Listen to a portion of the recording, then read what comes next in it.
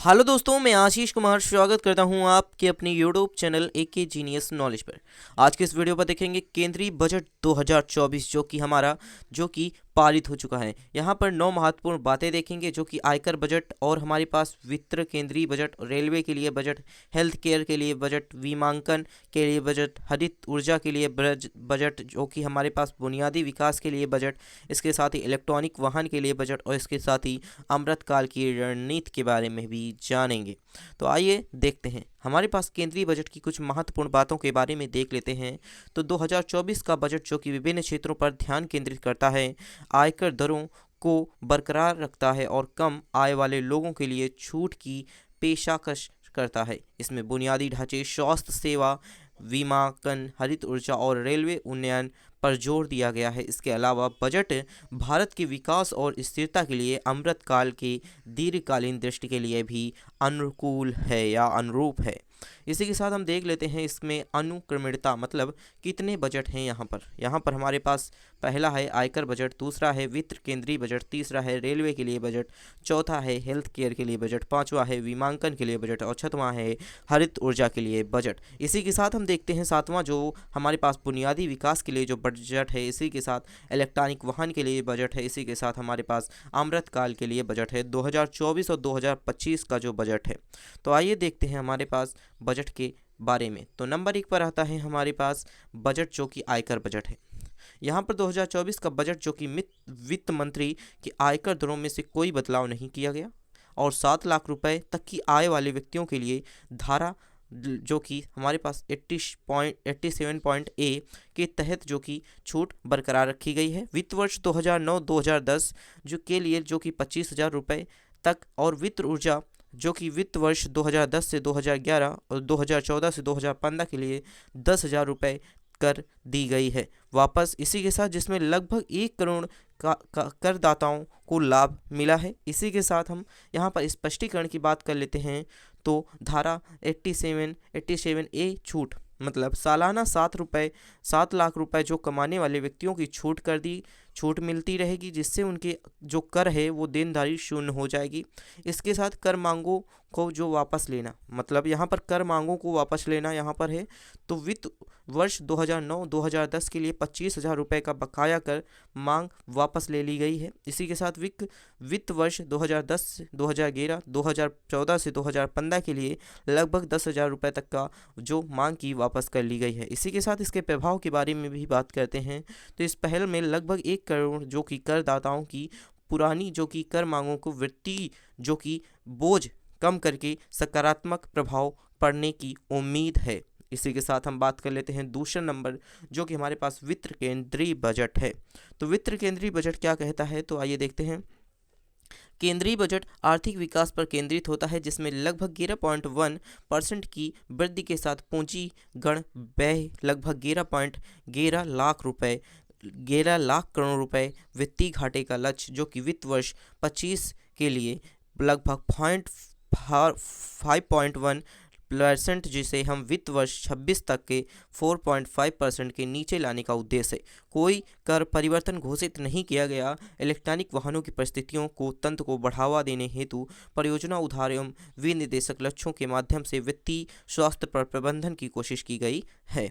इसी के साथ हम बात कर लेते हैं केंद्रीय बजट 2024 के वित्त संबंधी कुछ बातों के बारे में, जो कि पूंजीगत व्यय परिसर। इसी के साथ यहाँ पर वित्त वर्ष 2025 में 11.1 बढ़कर लगभग 11.11 लाख करोड़ रुपए का हो गया है, जिसमें जीडीपी लगभग 3.5% है, ताकि बुनियादी ढांचों को बढ़ावा दिया जा सके और आर्थिक विकास को प्रोत्साहित किया जा सके। इसी के साथ हम यहाँ पर बात कर लेते हैं राजकोषीय जो कि घाटे का लक्ष्य और बाजार उधार के बारे में भी बात कर लेते हैं। तो वित्त वर्ष 25 में लगभग जीपी जो हमारे पास जीडीपी है लगभग 5.1 निर्धारित, और वित्त वर्ष लगभग 26 तक इसमें 4.5 के नीचे का लक्ष्य रखा गया है। वित्त वर्ष 2024 में वित्तीय घाटा लगभग जीडीपी लगभग 5.8% देखा जाएगा। यहाँ पर उधार, मतलब बाजार उधार में क्या क्या हो सकता है। वित्त वर्ष 2024 के लिए सफल बाजार उधार लगभग 14.1 लाख करोड़ रुपए की अनुमानित की गई है। वित्त वर्ष 25 के लिए लगभग सकल बाजार लगभग 14.13 लाख करोड़ रुपए तय किया गया है, जिसमें शुद्ध उधार लगभग 11.75 लाख करोड़ रुपए है। यहाँ पर लगभग इस वर्ष की बजट जो अनुमान है वो हमारे पास 15.43 लगभग लाख करोड़ रुपए का तुलना में एक कमी को दर्शाता है। मतलब यहाँ पर कहने का है कि वित्त वर्ष 2025 में लगभग इतने लाख रुपए तय किए गए थे, किए गए हैं। इसी के साथ यहाँ पर शुद्ध उधार दो होगा, इतना होगा। इसी के साथ बजट के अनुमान के आधार पर लगभग इतना, जो कि तुलना में एक कमी को दर्शाएगा। यहाँ पर वित्त वर्ष जो है हमारे पास 25 के लिए सांकेतिक जीडीपी की बात की गई है, तो जीडीपी की जो वृद्धि होगी वो हमारे पास 10.5 देखने को मिलेगी। इसी के साथ हमारे पास निवेशक लक्ष्य क्या क्या रखे गए हैं, तो हमारे पास FY जो हमारे पास 25 है 2025 विनिवेशक लक्ष्य लगभग 50,000 करोड़ रुपए का जो हमारे पास निर्धारण को रखा गया है, 50,000 करोड़ रुपए का निर्धारण को रखा गया है। इसी के साथ हमारे पास FY 2024 के लिए इसे घटाकर लगभग 30,000 जो कि हमारे पास करोड़ रुपए कर दिया गया है। इसी के साथ यहाँ पर सब्सिडी की बात कर लें तो सब्सिडी क्या होगी, तो वित्त वर्ष 2015 के लिए जो कि प्रमुख सब्सिडी सकल घरेलू उत्पादन लगभग 1.2%, जबकि वित्त वर्ष 24 के लिए 1.4% देखी गई है। इसी के साथ FY 2024 में खाद्य सब्सिडी लगभग 1.97 लाख करोड़ रुपए से लेकर संशोधित कर 2.12 लाख करोड़ रुपए कर दी गए हैं। इसी के साथ FY 25 मतलब यहाँ पर 2025 में गैर जो कि ऋण पूंजी प्राप्तियाँ जो हैं वो लगभग हमारे पास 79,000 करोड़ रुपए देखी गई हैं। इसी के साथ हम बात कर लेते हैं आयकर के बारे में बात करते हैं, तो प्रत्यक्ष अप्रत्यक्ष कराधान में कोई बदलाव प्रस्तावित नहीं किए गए हैं। इसी के साथ 7 रुपये तक के कर के योग्य आय वाले व्यक्तियों के लिए ही धारा 87A में छूट जारी की गई है, जिसमें कर देनदारी शून्य हो गई है। इसी के साथ हम बात कर लेते हैं वित्त वर्ष 2009 से 2010 की अवधि के लिए लगभग 25,000 रुपये तक का, और वित्तीय वर्ष 2010 से 2011, 2014 से 2015 तक लगभग 10,000 रुपये तक की बकाया कर मांगों की निकासी के लिए लगभग 1 करोड़ कर दाताओं को लाभ होगा। इसी के साथ इलेक्ट्रॉनिक वाहन परिस्थितियों तंत्र विनिर्माण एवं चार्जिंग बुनियादी ढांचे में समर्थन कर EV परिस्थितियों तंत्र का जो विस्तार है और मजबूती है वो भी देखी गई है। इसी के साथ हम बात कर लेते हैं 3 नंबर जो कि हमारे रेलवे के लिए बजट है। यहाँ पर 2024 में रेलवे बजट लगभग 40,000 रेल डिब्बों को वंदे मातरम मानकों पर उन्नत करने और गति और आराम में सुधार का प्रस्ताव रखा गया है। इसके अतिरिक्त नेटवर्क और संपर्क को बढ़ाने के लिए 3 नए रेलवे जो कि कॉरिडोर पेश किए गए हैं, जो भारत के रेलवे स्ट्रक्चर को एक आधुनिक बनाने और सुधारने की महत्वपूर्ण जो कि निवेश को दर्शाते हैं। यहाँ पर वंदे मातरम अपग्रेड क्या है, तो भारत सरकार जो कि योजना लगभग 40,000 डिब्बों के वंदे मातरम मानक पर उत्पन्न की गई है, जिसमें रेलवे बेड़ों को आधुनिक बनाने, गति और आराम में सुधार लाने की दक्षता बढ़ाने की प्रतिबद्धता दिखाई गई है। इसी के साथ हम बात कर लेते हैं यहाँ पर नए रेलवे कॉरिडोर बजट का हिस्सा जो हमारे पास होता है। देश के विभिन्न क्षेत्रों में रेलवे नेटवर्क का विस्तार करने एवं संपर्क में सुधार लाने के लिए उद्देश्य में लगभग 3 नए रेलवे कॉरिडोर की स्थापना की गई है। यहाँ पर 3 नए रेलवे कॉरिडोर की स्थापना की गई है। यहाँ पर हम बात कर लेते हैं चौथे नंबर की, तो चौथा नंबर हमारे पास है हेल्थ केयर बजट। तो हेल्थ केयर बजट क्या कहता है कि स्वास्थ्य सेंटर में लगभग बजट 2024 का एक मुख्य जो कि ध्यान आयुष्मान भारत को बढ़ाने पर है, जिसमें सभी आशा और आंगनवाड़ी कार्यकर्ताओं को स्वास्थ्य बीमा प्रदान करने को किया गया है। इसके साथ ही मातृ एवं शिशु देखभाल योजनाओं को एक साथ मिलकर सेवाओं एवं महिलाओं को बच्चों के लिए पहुंच एवं कुशलता के सुधार करने का लक्ष्य भी रखा गया है। यहाँ पर आयुष्मान भारत का विस्तार की बात करें तो सरकार ने आयुष्मान भारत योजना को विस्तार की घोषणा भी की है, ताकि आशा जो कि हमारे पास और आंगनवाड़ी कार्यकर्ताओं को शामिल किया जा सके।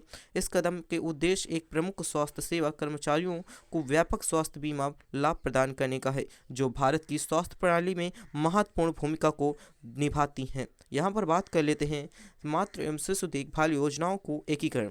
तो यहाँ पर सुविधाजनक जो कि और एवं प्रभावी स्वास्थ्य सेवा प्रदान करने की एक महत्वपूर्ण कदम के रूप में यहाँ पर मातृ एवं शिशु देखभाल योजना एक ही छाती के नीचे लाई जाएगी। इस एकीकरण की उम्मीद है कि ये महिलाओं एवं बच्चों के लिए स्वास्थ्य सेवाओं की बेहतर सुनिश्चित करेंगी और परिणामों को कुशलता में सुधार भी करेंगी।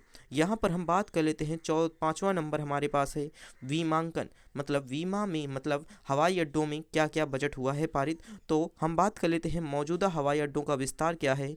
तो बजट में उपस्थित हवाई अड्डों के विस्तार को जारी रखने का उल्लेख है, जो सरकार की विमांकन यातायात की मांग को ध्यान में रखकर संपर्क में सुधार लाने के लिए उड़ान यातायात के लिए जो एक्सटेक्चर को सुधारने के लिए एक नए कदम की और हमारे कदमों का हिस्सा बना है। यहाँ पर बात कर लेते हैं 6वां नंबर, जो कि हमारे पास है हरित ऊर्जा 2024। तो यहाँ पर है छत पर सोलर योजना। छत पर सोलर योजना के बारे में आपको यहाँ पर 1 करोड़ जो कि हमारे पास भारत सरकार द्वारा जो कि सोलर योजना का वितरण शुरू हो गया है, जो कि दिल्ली से शुरू हुआ है। तो यहाँ पर जो कि अयोध्या पर जब हमारे माननीय मोदी जी गए थे, तब वहाँ पर उन्होंने दिल्ली पर भी दौरा किया। तो दिल्ली पर इन्होंने सौर ऊर्जा के लिए 1 करोड़ लोगों को मुफ्त बिजली प्रदान करने की बात भी वहां पर रखी। एक महत्वपूर्ण बातचीत का हिस्सा छत पर सोलर योजना का प्रस्तावना एवं उसका उद्देश्य 1 करोड़ लोगों को मुफ्त बिजली प्रदान करने की मदद करना है। इसके पहल के माध्यम से सरकार ने हरित ऊर्जा समाधानों को प्रोत्साहित कर जो कार्बन पैदा करने की कम करने का ध्यान केंद्रित किया है। इसी के साथ हम बात कर लेते हैं 7 नंबर बुनियादी विकास 2024 में जो महत्वपूर्ण बिंदु हैं वो कौन कौन से हैं। तो बजट की जो पूंजीगत व्यय है लगभग 11.1% की वृद्धि को प्रस्तावित करता है, जिसमें 11.11 लाख करोड़ रुपए जीपीटी लगभग 3 जो हमारे पास 4% है, जो महत्वपूर्ण बुनियादी गई जो कि बुनाई का संकेत रखता है। जहां पर हमारे पास योजनाएं क्या क्या शामिल की गई हैं। तो योजनाएं लगभग 2 करोड़ घरों का निर्माण कराना और मेट्रो रेल एवं नमो भारत को और अधिक शहरों में फैलाना है। यहां पर लगभग 40,000 रेल बेड़ियों को वंदे मातरम मानकों पर उन्नत करना, जिसमें अवकाश एवं परिवहन बुनियादी जो कि हमारे पास विकास हो सके। इसी के साथ हम आगे की क्वेश्चंस की तरफ बढ़ते हैं। तो आगे हमारे पास है इसी में यहाँ पर हमारे पास है कैपेक्स परिवहन पर जो कि वृद्धि, कैपेक्स परिवहन पर वृद्धि। तो वित्त वर्ष 2025 में पूंजीगत वह बजट लगभग 11% से बढ़कर 11 लाख करोड़ रुपए, जीपीडी लगभग 3.4% किया गया है, जिसमें कई क्षेत्रों की बुनियादी एवं विकास पर बड़ा निवेश संकेत पहुंचा है। इसी के साथ हम बात कर लेते हैं यहाँ पर 2 करोड़ घर पर क्या देना है। तो सरकार का प्लान है कि अगले 5 वर्षों में 2 करोड़ घर बनाए जाएंगे, जिसके में आवास विकास के सुधार के लिए एक और महत्वपूर्ण प्रोत्साहित कदम को और संकेत करता है। मेट्रो रेल एवं नमो रेल का विस्तार क्या होता है। तो मेट्रो रेल एवं नमो रेल भारत को एक अधिक शहरों में फैलाने की योजना है, जिसमें शहरी बुनियादी एवं जो कनेक्टिविटी है उसमें सुधार होगा। इसी के साथ हम वंदे भारत के बारे में बात कर लेते हैं। वंदे भारत रेल अपडेट क्या होगा। तो लगभग 40,000 जो हमारे पास रेल बेड़ियों को वंदे भारत मानक पर उन्नत किया जाएगा, जिसमें रेलवे जो कि एक्सटेक्चर्स को आधुनिकीकरण के लिए एक महत्वपूर्ण निवेश की ओर संकेत करता है। इसी के साथ हम इलेक्ट्रॉनिक्स वाहन की ओर चलते हैं। तो इलेक्ट्रॉनिक वाहन पर हमारे पास है इलेक्ट्रॉनिक्स वाहन पर रखा गया है हमारे पास। तो यहाँ पर ईवी परिस्थिति बजट क्या होता है। तो ईवी परिस्थिति बजट पर भारत विनिर्माण जो कि हमारे पास सरकार विनिर्माण और चार्जिंग जो कि एक्सटेक्चर्स का समर्थन करने के लिए इलेक्ट्रॉनिक्स वाहन जो होते हैं हमारे पारिस्थितिक को बढ़ाने और मजबूत करने में काम करेगी। इस पहल का उद्देश्य देश में हरित विकास रणनीति का हिस्सा के रूप में ईवी मतलब इलेक्ट्रॉनिक्स वाहन को अपनाने में बढ़ावा मिलेगा। इसी के साथ हम बात कर लेते हैं 9 नंबर जो कि अमृतकाल की रणनीति है। तो अमृतकाल की रणनीति में क्या कहा गया है। तो अमृतकाल जो सामान्यतया आमतौर पर भारत की स्वतंत्रता में सैकड़ों वर्षों से शवे जो वर्षगांठ तक का विकास के लिए जो कि भारत की दृष्टिकोण को सूचित करता है, जिसमें समग्र विकास, एक्सटेक्चर्स विकास, ऊर्जा स्थिरता एवं प्रौद्योगिकी नवाकरण एवं ध्यान केंद्रित करेगा। लंबे समय यहाँ पर बजट लंबे समय के उद्देश्यों एवं की ओर संकेत करता है, जैसे कि वित्तीय संगठन, एक्सट्रैक्चर सुधार एवं हरित ऊर्जा में प्रसन्न करना और जो कि अमृतकाल में व्यापक लक्ष्यों के साथ मेल खाते हैं। यहाँ पर हम बात कर लेते हैं इस प्रत्येक बिंदु में जो कि संगठन यूनियन बजट 2024 के संगठकों को जो कि दरिया किनारे करने के उद्देश्य के लिए रखा गया है, जिसका उद्घाटन आर्थिक विकास, सतत विकास एवं नागरिकों के जीवन में गुणवत्ता को सुधार करने के लिए रखा गया है। भारत के भविष्य में विशाल दृष्टिकोण के साथ भी इसको रखा गया है। तो यहाँ पर हम बात कर लेते हैं अक्सर पूछे जाने वाले जो प्रश्न हैं। यहाँ पर टोटल 4 प्रश्न हैं, तो आइए इन 4 प्रश्नों को देख लेते हैं। तो बजट हमारे पास 2024 क्या है? तो बजट 2024 पूंजीगत व्यय में लगभग 11.11% की वृद्धि का परिचय होता है, जिसमें एक्सटेक्चर विकास, आवास, रेलवे, स्वास्थ्य, बीमा, यातायात एवं हरित ऊर्जा की ध्यान केंद्रित करना, ये आयकर दरों को जो कि हमारे पास बरकरार रखता है और करदाताओं को राहत प्रदान करता है। इसी के साथ दूसरा क्वेश्चन हमारे पास है 2024 के लिए टैक्स क्लैब क्या है? तो 2024 में जो हमारे पास आयकर क्लैब अपरिवर्तित रहेगा। वार्षिक आय उपयोगकर्ताओं में जिसकी आय लगभग 7 करोड़ रुपए तक की है, ये अधिक अनुच्छेद लगभग 87A के तहत पूरे छूट का लाभ प्राप्त करेंगे, जिसके उनका जो उत्तरदायित्व है वो शून्य हो जाएगा। इसी के साथ ही हम बात कर लेते हैं कुल रेल बजट क्या है? तो लगभग हमारे पास कुल रेल बजट है 40,000 रेल, जो कि गाड़ियों को वंदे भारत मातृकों के अनुरूप अपडेट करना होता है। इसके साथ ही नेटवर्क का विस्तार करने के लिए लगभग 3 नए रेलवे जो कि कॉरिडोर को शुरू करना। इसके साथ ही आधुनिकीकरण में बेहतर कनेक्टिविटी के लिए जोर देना और शामिल होना है। यहाँ पर बात कर लेते हैं चौथा नंबर, जो कि हमारे पास लास्ट क्वेश्चन है। यहाँ पर करदाताओं के लिए बजट की मुख्य बातें क्या क्या रखी गई हैं? तो केंद्रीय बजट 2024 आयकर दरों को बनाए रखता है, जिसमें 7 लाख करोड़ जो कि 7 लाख रुपए तक की आय के लिए लगभग 87A के तहत छूट प्रदान की जाएगी, और वित्त वर्ष 2009 से 2010 के लिए 25,000 रुपये और वित्तीय वर्ष 2010 से 2011 के लिए लगभग 2014 से 2015 के लिए 10,000 रुपये तक की कर की मांग को वापस लेना है, जिसमें लाभ होगा लगभग 1 करोड़, जो कि करदाताओं के लिए ये लाभ की बात होगी। अगर आपको हमारी वीडियो अच्छी लग रही है तो वीडियो को लाइक करके चैनल को सब्सक्राइब जरूर कर दीजिएगा। Thanks for watching this video.